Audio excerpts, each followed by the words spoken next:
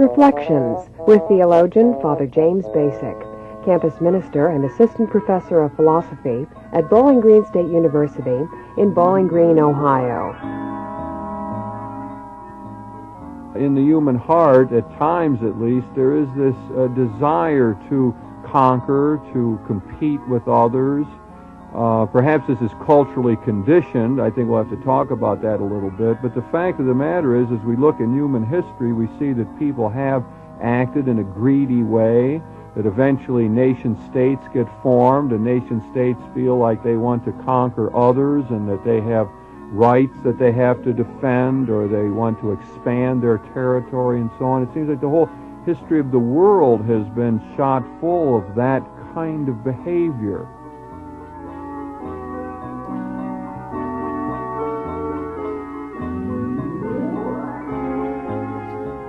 Joining Father Basic in today's Reflections is Dr. Peter Calver, Associate Professor of Management Information Systems at Bowling Green State University.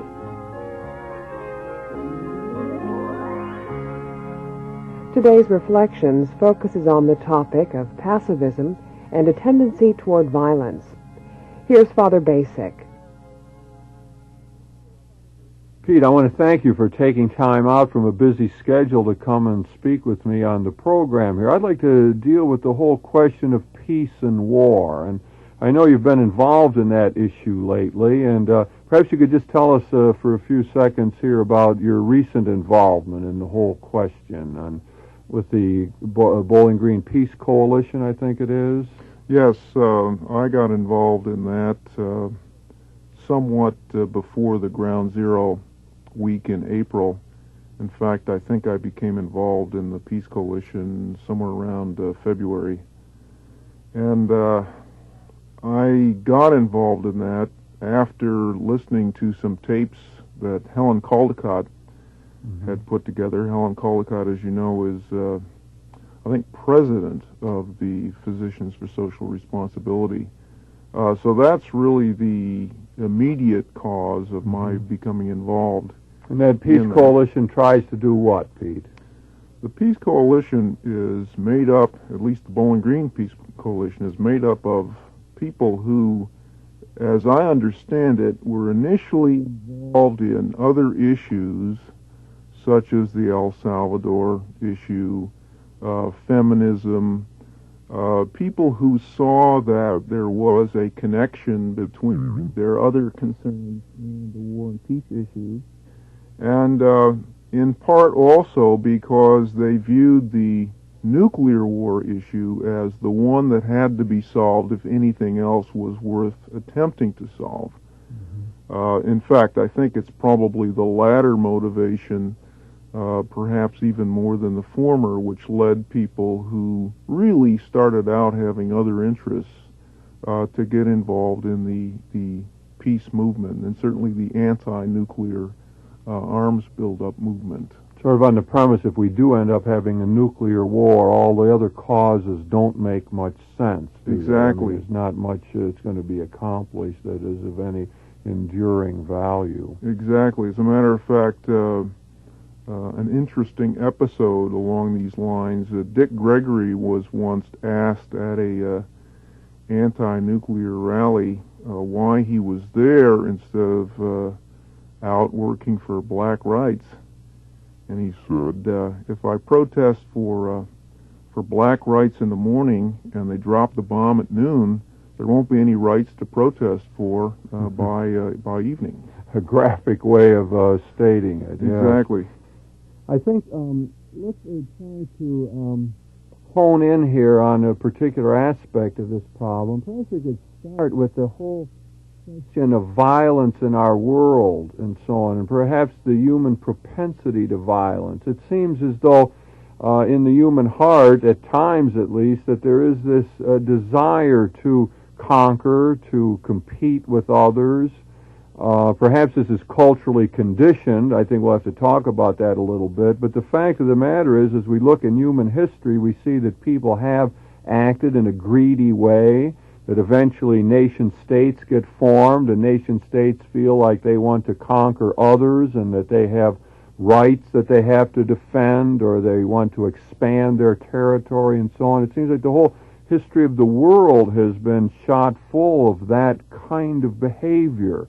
And I guess we begin to wonder, how to assess that, this propensity to violence. I think that one way I would begin, of course, is with the whole notion of original sin out of my own tradition that would say, that the human heart is mixed, that there is an ambivalence deep within us, a propensity to both good and evil, and that evil tendency at times takes the form of trying to conquer others, or we are tempted to use force to gain our will, that there's sort of a fundamental selfishness that we find within ourselves that sometimes seems best aided or helped by being aggressive, by conquering others, by imposing our will on others by force and so on. And I suppose when this gets magnified then to the level of nation states, we find that the nation states think their self-interest can only be served by going to war, by trying to conquer others and gain the resources perhaps that are needed.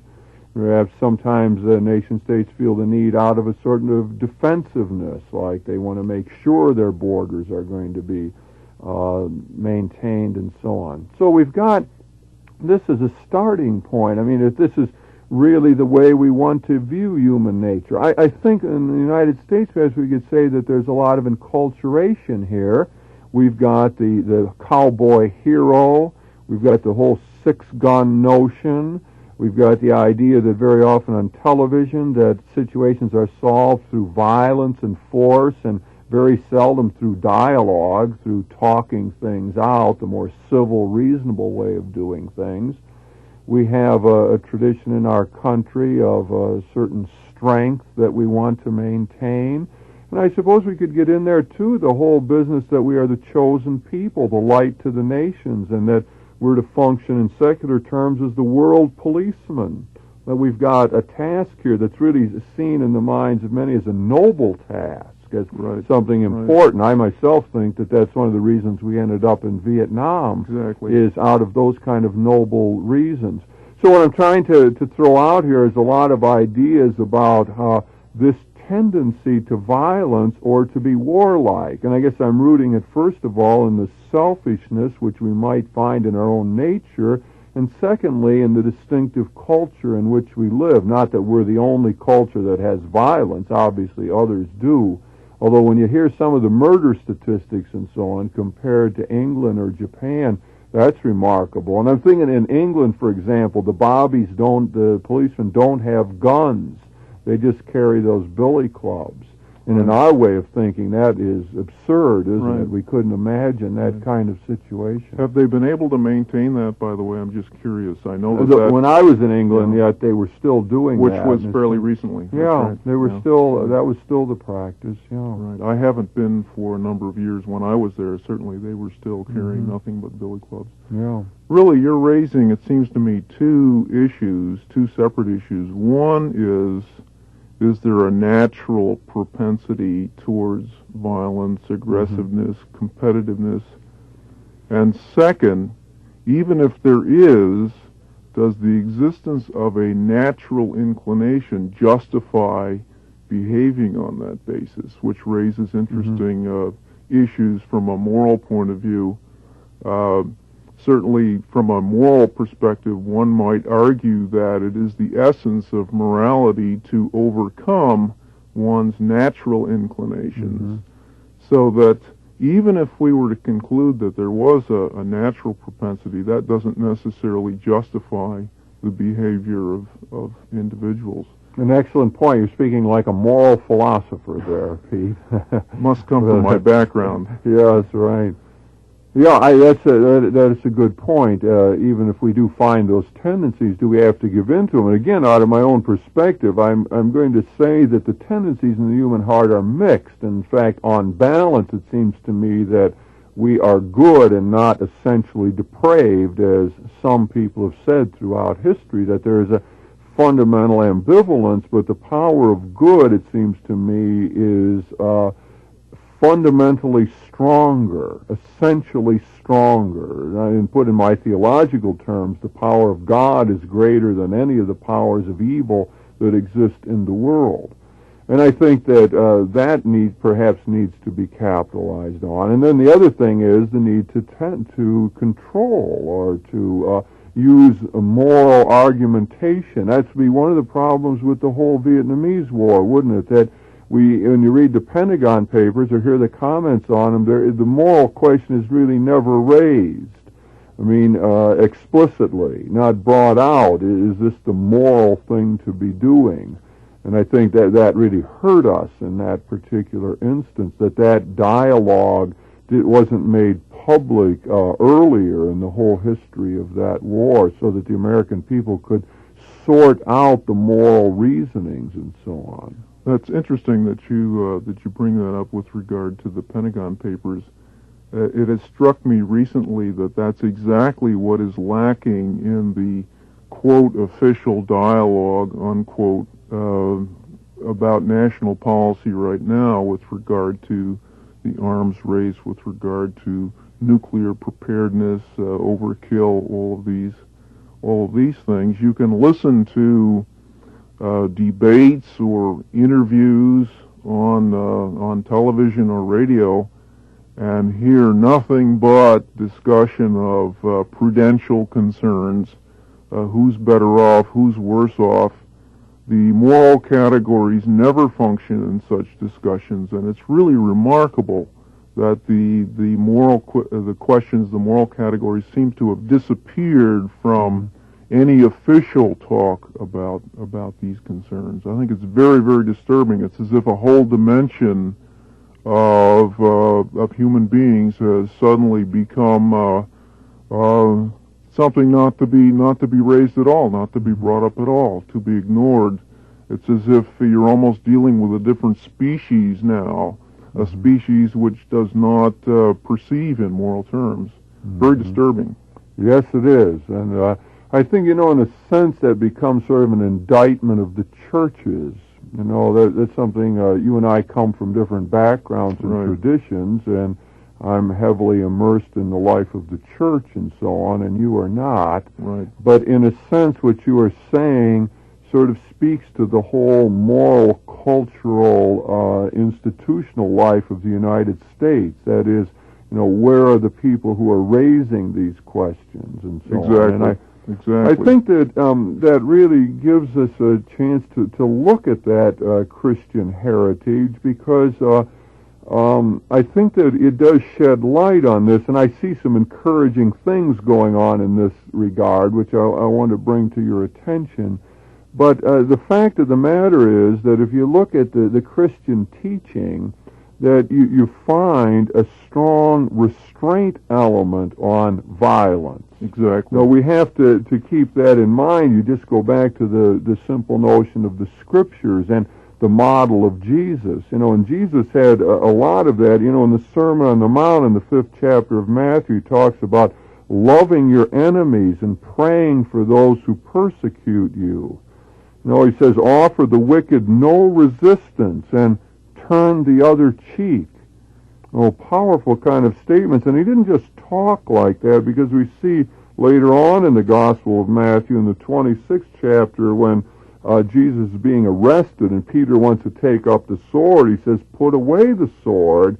If you take up the sword, you will perish by the sword. Now that has become, I think, sort of worked its way into the psyche of our Western culture. At least the phrase has. Right. Whether it really touches into anything is another story. But we've got the phrase going there. And just to remember then, Jesus even carried that out in the most difficult situations, even after he is unjustly condemned and tortured and being executed in process of dying. He ends up saying, Father, forgive them. They know not what they do. So we've got this whole idea of forgiveness of enemies that is so strong in the teaching of Jesus. And we really got a strong pacifist package right there at the beginning of the Christian era.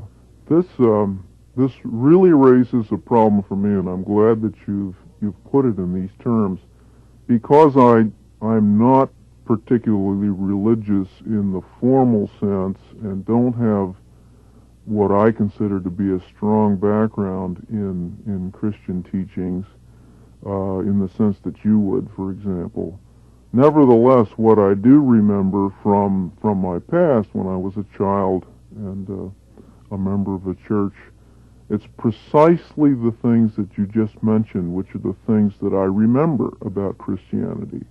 And the reason this raises a problem for me is I'm trying, in my relative ignorance of the totality of church doctrine or Christian doctrine, I'm trying to understand how the church ever got to a position of being able to tolerate the situation that we now find ourselves in. In other words, I see Christianity precisely in the terms that you just mentioned, and I don't see another side of it. And I'm trying to understand, maybe the church has been more active than I think. Maybe it's just not been as visible as I would like. But if there's some explanation for either its lack of visibility or its ability to reconcile itself with the situation that we currently have at hand, I wonder if you could help me with that. That's a real problem for me. Right. Yeah, let me just trace a bit of that history, Pete, because I think it is important. After the time of Jesus, we see right in Paul as well as early important follower, we find in Romans 12 where he says that we should never repay evil for evil. So we see the immediate followers having that notion. In fact, through the first 3 centuries, the Christians were fundamentally pacifists. They did not serve in the Roman army. Many times they weren't called upon to do so, and when they were, they often refused. So we had that kind of pacifist position in the early centuries. But then I think one of the key notions in all of church history really occurs with Constantine, when the church and the state begin to be united at the beginning of the 4th century. And then it seems as though very often the fortunes of the church became identified with the fortunes of the state. And it really was Augustine, who died in 430, at the beginning, in other words, of the 5th century, who began to talk about this just war idea. In other words, his idea was that it was all right for the Christians to fight publicly in order to save the Roman nation, the Roman Empire, Is this the because first the time church would fall. Yes, I think it begins with Augustine. Okay. Yeah, it begins really with Augustine. In fact, Augustine was still of the notion that personally you shouldn't do that. Personally, you should still turn the other cheek and follow the teaching of Jesus. But because the stakes were high, you needed to allow for this just war to defend the empire. And then as you go along, really into the Middle Ages, you find a certain refinement on this. Thomas Aquinas, who died in 1274, he did hold the just war theory in full-blown form as we would know it today. And that is that he felt that war was a sin against charity, but that in certain extreme cases it could be justified, that if it was lawfully declared, and especially if the good you were going to achieve by it would outweigh the evil effects that would come, destruction of property and the loss of life and so on. But we have to remember that right in the Middle Age period, you still had this pacifist position. St. Francis of Assisi is a good example. I mean, he renounced all violence, and in fact, he told his followers that they had to be part of his grouping, they had to get rid of violence too. He had this idea they are not to take up lethal weapons or bear them about against anyone. That was part of the rule that his followers were supposed to follow. So So you see, the pacifist notion was in there into the Middle Age period, but it isn't the only position that's being held. What you've got in the Christian church really, therefore, ever since, is a twofold operation. You've got the just war theory on one hand and a total pacifist position on the other. I think if we just jump ahead and move into the modern times, we see that in the 19th century, many of the Catholics who came to the United States as immigrants really were seemingly out of sort of a pacifist tradition. That is, they were getting away from being conscripted into the army in Europe, and they didn't want that, and so they came to the United States to get away from that. Okay. So we have a certain pacifist feeling.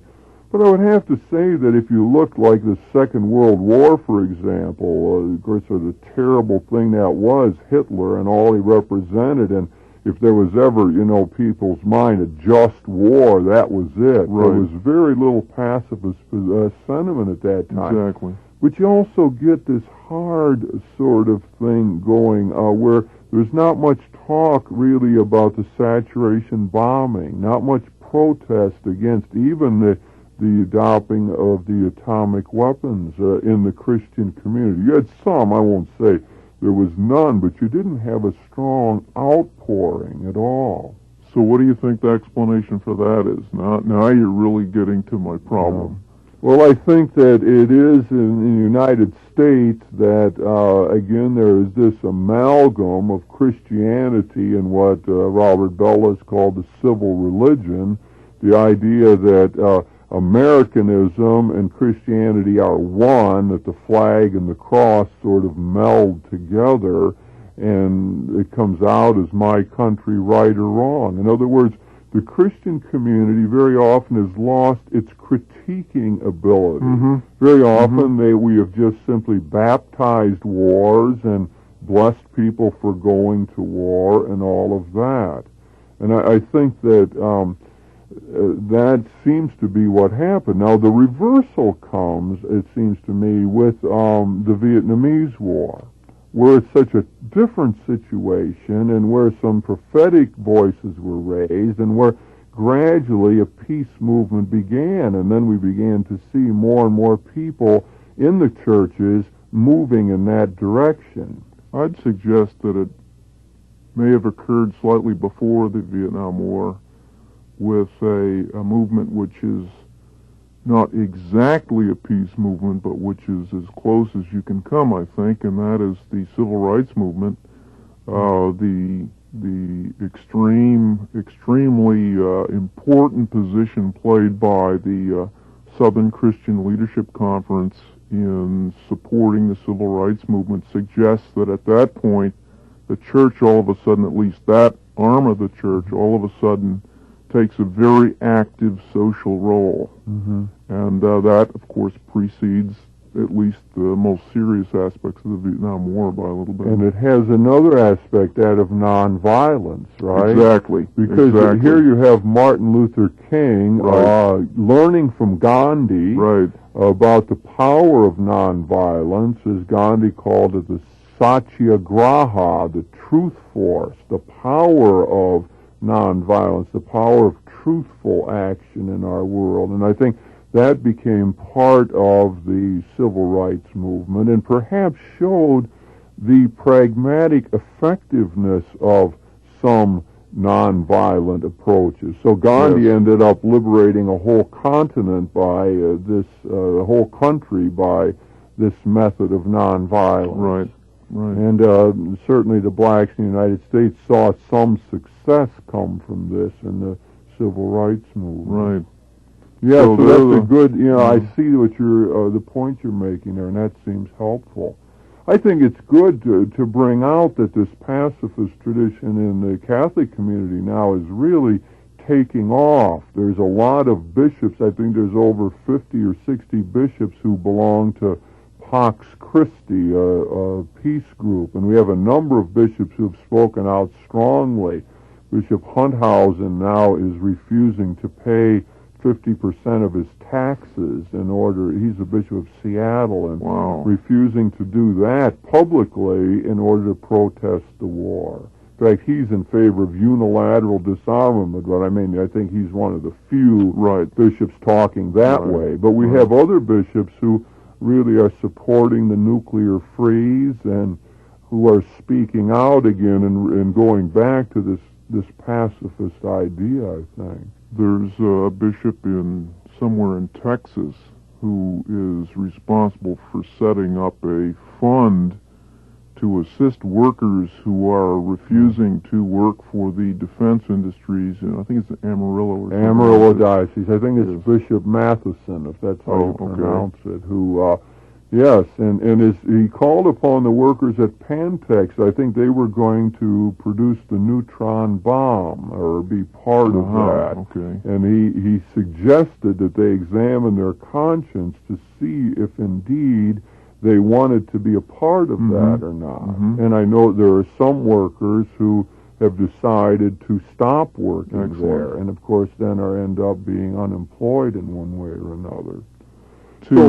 Yeah. Go ahead. I was just going to add to this recent interest on the part of the churches in the peace movement.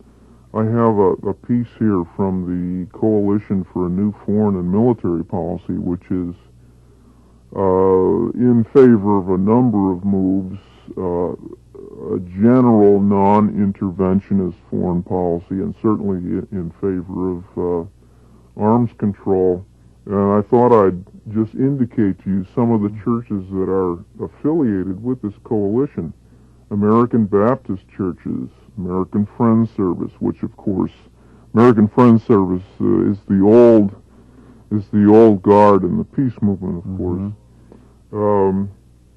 We have Church of the Brethren, Disciples of Christ, Church Women United, Clergy and Laity Concerned. These are all apparently committees.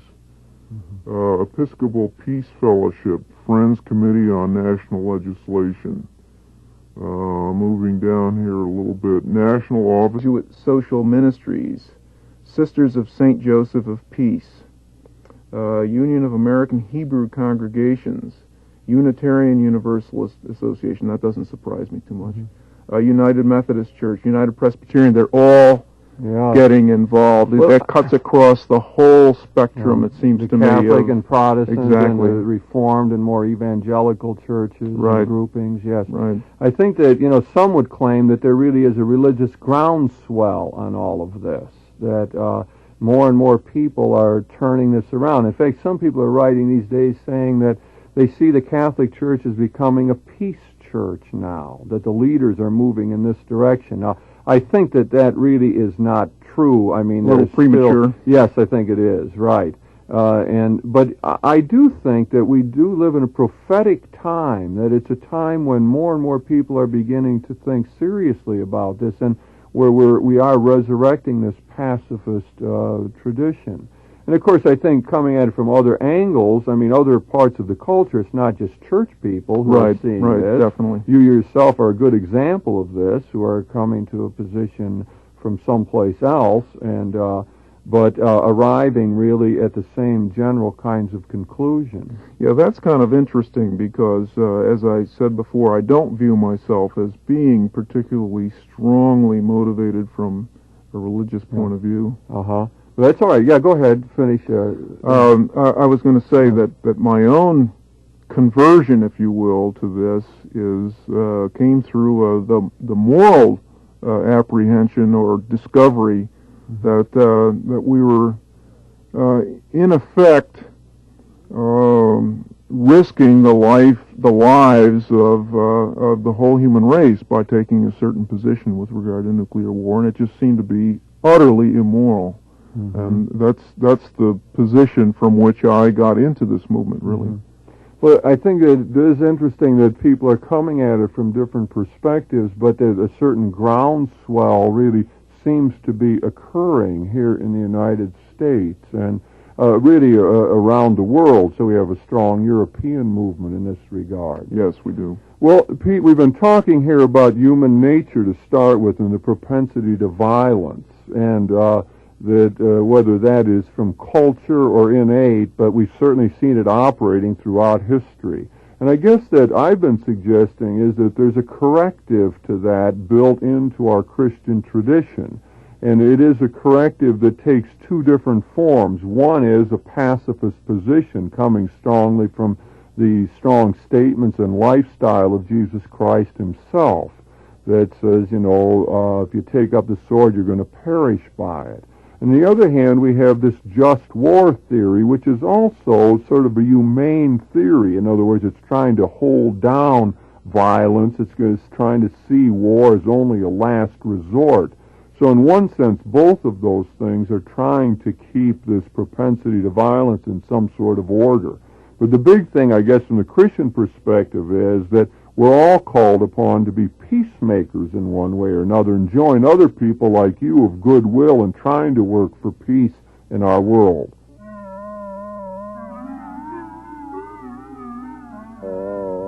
You've been listening to Reflections with your host, theologian Father James Basic, campus minister and assistant professor of philosophy at Bowling Green State University.